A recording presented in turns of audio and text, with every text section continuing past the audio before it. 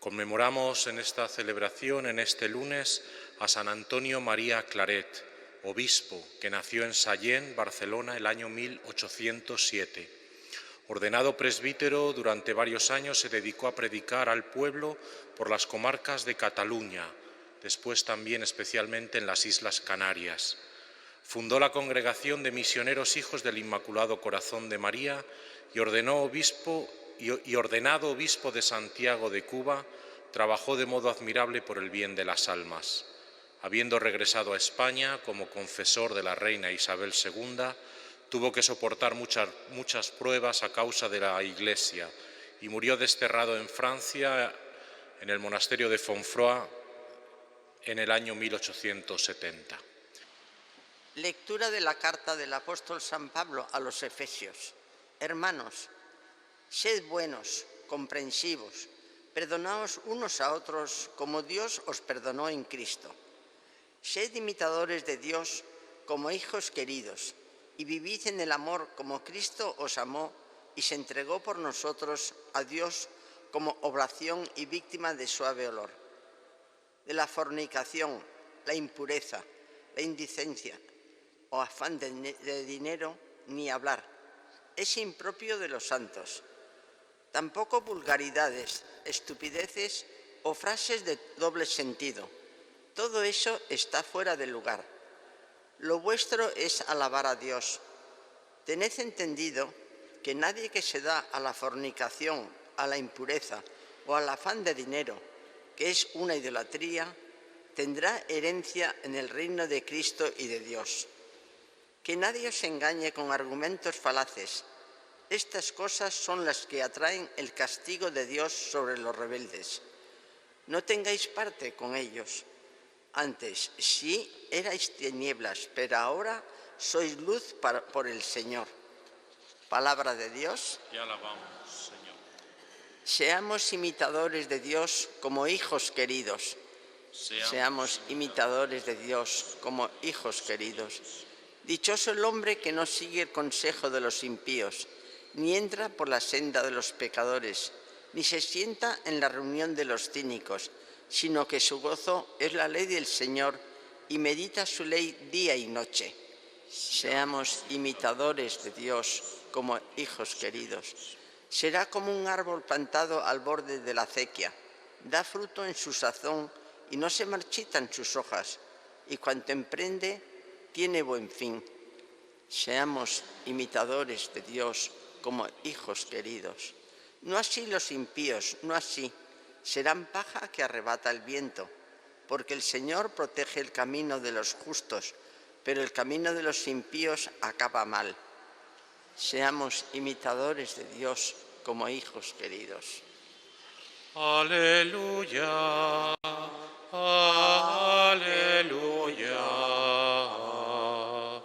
aleluya. Tu palabra, Señor, es verdad. Santifícanos en la verdad. Aleluya, aleluya.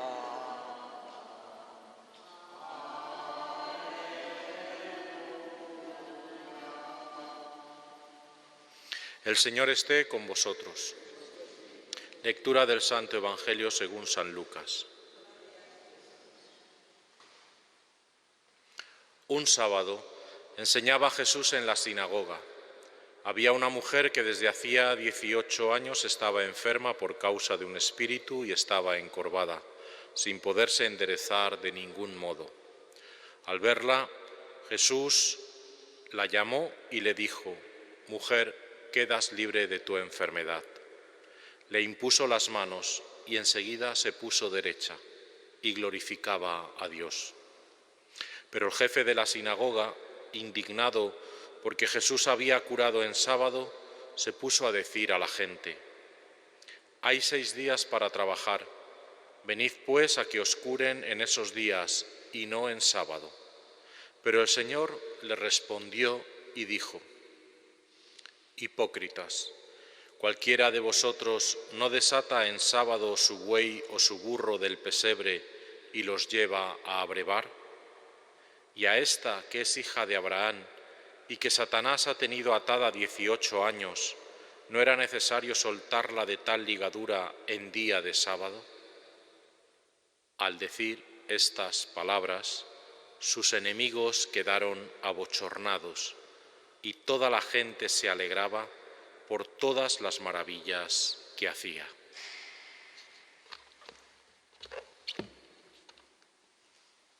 Palabra del Señor.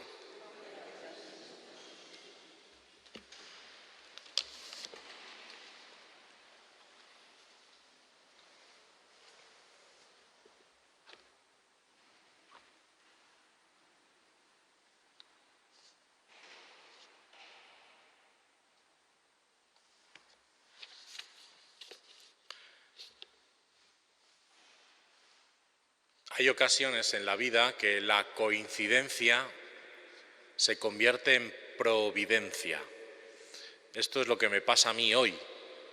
Esta es la coincidencia de que hoy celebramos a San Antonio María Claret en este lunes, donde me toca celebrar todas las semanas la Eucaristía, y es precisamente la celebración de mi fundador, de los hijos del Inmaculado Corazón de María, de los claretianos.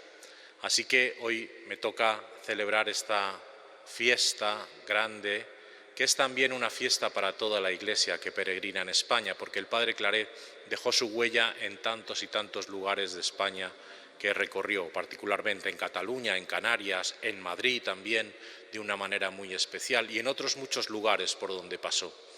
Así que hoy esta coincidencia se constituye en providencia. Miren, el magisterio de los santos está sometido muchas veces a los vaivenes de la historia. ¿Qué quiero decir con esto? Que en algunas ocasiones, en algunos momentos, la palabra, el ejemplo de los santos es muy seguida, se convierte en pauta y determina bastante el condicionamiento de, el pueblo fiel cristiano, como le pudo pasar al Padre Claret en algunos momentos de su vida o inmediatamente posteriores o en algunas otras épocas más lejanas. Pero también ocurre que hay otras épocas en las cuales su mensaje a veces es triturado o es abandonado precisamente porque no cae bien o porque no concuerda con el pensamiento políticamente correcto del momento. Por lo tanto, podemos estar al vaivén de estos movimientos de la historia y sobre todo tener una pequeña tentación, que como el Padre Claret es un santo del siglo XIX, relativamente reciente, podríamos decir, pues como lo tenemos muy cerca, idealizamos más a los santos del siglo I y el siglo II que a los que están más recientes, porque de ellos conocemos más cosas. Pero hoy el Padre Claret también está llamado a enseñarnos algo importante. Eso es lo que es el mensaje de los santos, es lo que tenemos que tratar de descubrir. ¿Qué nos puede decir la vida y la obra del Padre Claret, ya de hace casi 2 siglos, hoy en nuestros días? Yo creo que 3 cosas fundamentalmente. El Padre Claret fue un hombre de profunda oración. Cultivó el fuego de la relación con Dios. Eso es quizá la marca fundamental. Él luego deja una especie de carné de identidad a sus misioneros, diciéndoles que han de ser como esos hombres que ardan en caridad. Y está asociado precisamente a ese fuego, a ese celo divino que han de encender a todos los hombres en el fuego del divino amor de Jesucristo y de Dios. Por lo tanto, él es el que cultiva esa fuerte relación, porque para encender a los demás hay que estar también encendido y en esa fuerte relación con Dios. Es un hombre de profunda oración, se levantaba a las 3 de la madrugada, hacía 2 horas de oración, luego celebraba la misa, luego escuchaba otra misa en acción de gracias, luego confesaba, luego se ponía a escribir, luego trabajaba sin cansar, pero todo eso lo hacía fundamentado y esforzado, digamos así, con la fuerza de la oración con Dios y una especial relación con Jesucristo. Él decía muchas veces que cada vez que, a lo largo del día, cuando tenía que hacer las cosas, pensaba siempre cómo lo había hecho Jesucristo, a la hora de curar, a la hora de hablar, a la hora de enseñar, a la hora de sufrir, porque decía, quería yo imitarlo en todo, tanto en la intención como en la perfección de hacer las cosas.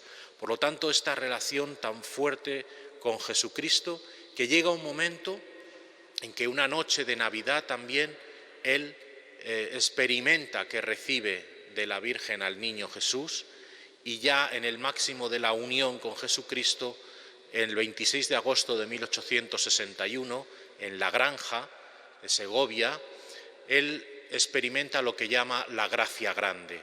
Allí siente que se le van a conservar las especies sacramentales en su pecho de una comunión a otra.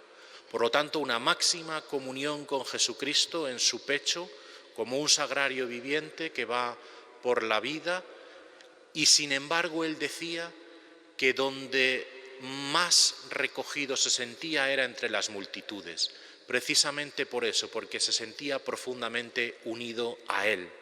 Por lo tanto, esta unión con Jesús, esta relación con Dios, este fuego del amor de Dios, esta relación de intimidad es lo que luego va a fundamentar el resto de su vida.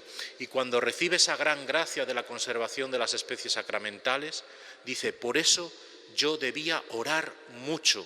Y también dice otra cosa, y hacer frente a los males de España, porque así me lo ha revelado el Señor. Para él la oración, para él la intimidad con Dios no era solamente una especie de ensimismamiento o interiorismo, interioridad, ¿verdad?, solipsista, sino que era también la fuerza para dar testimonio en medio del mundo y para hacer frente a esos males de la España de finales del siglo XIX, que no eran pocos y no eran fáciles, que también vivían en una situación de muchas dificultades con respecto a la fe. Por lo tanto, Claret, el hombre de oración profunda. En segundo lugar, Claret fue el hombre de la comunión. El hombre de la comunión porque es capaz de incluir a todos en la Iglesia, a todo el pueblo de Dios. Él fue el fundador de los misioneros claretianos, de las misioneras claretianas en Cuba, también el inspirador de un instituto secular como Filiación Cordimariana, de los seglares claretianos. Él trata de aunar a todas las formas de vida en la Iglesia.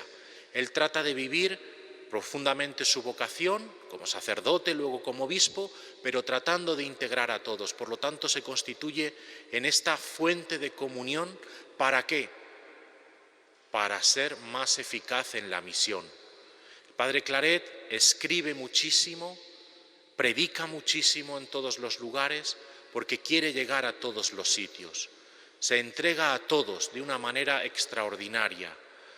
Particularmente, yo creo que tanto en la predicación en Cataluña como en Canarias, pero sobre todo en su ministerio episcopal 6 años en Cuba, donde él se desvive por participar, por llegar a todos los lugares, recorrer la isla tantas veces como pudo para poder hacerse presente de una manera especial, predicando, saneando, digamos, poniendo en orden muchas situaciones irregulares de matrimonios, denunciando las injusticias también que se producían allí con respecto a la esclavitud y otras formas de injusticia que había allí. Por lo tanto, esta es la gran fuerza de Claret, esa fuerza de la comunión, de tratar de incluir a todos. Y finalmente, el padre Claret es el incansable apóstol de la misión. El incansable apóstol de la misión que va llevando adelante este fuego porque está llamado a predicar la palabra de Dios allí donde esté. Y consecuencia de su testimonio de vida y de su predicación incansable, el padre Claret también sufrió numerosas difamaciones, campañas calumniosas por parte de la prensa en muchos lugares, e incluso están contrastados 12 atentados contra su vida, entre algunos atentados físicos y algunos intentos de envenenamiento de una manera también muy descarada, por decirlo así. El más grave de los atentados se produjo en Holguín, en Cuba. Allí le rasgaron la mejilla y parte de la mano, incluso que le dejó una cierta secuela también a la hora de hablar. pero esa secuela a la hora de hablar no le impidió, por ejemplo, en su participación en el Concilio Vaticano I, que participó como padre conciliar, hacer una defensa aguerrida y una defensa incondicional de la infalibilidad pontificia en aquel momento, que a todos los padres que estaban reunidos en la Basílica de San Pedro les hizo vibrar, ¿no?, con esa dificultad en el habla, pero con esa fuerza a la hora de hablar. Por lo tanto, el hombre de oración, el hombre de comunión y el hombre de la misión. Esto es lo que el Padre Claret hoy también nos puede enseñar a cada uno de nosotros. Debemos ser personas que afiancemos y cultivemos esa relación profunda con Dios, solo así podemos ser buenos testigos. Debemos ser también hombres de comunión en la cual podamos englobar a todos los que nos rodean para hacerlos y ganarlos para Cristo de alguna manera, en la medida de lo posible, para ser también en medio del mundo esos mensajeros y misioneros. Y debemos ser esos hombres que anuncian la palabra, que anuncian el Evangelio con la palabra y con la vida.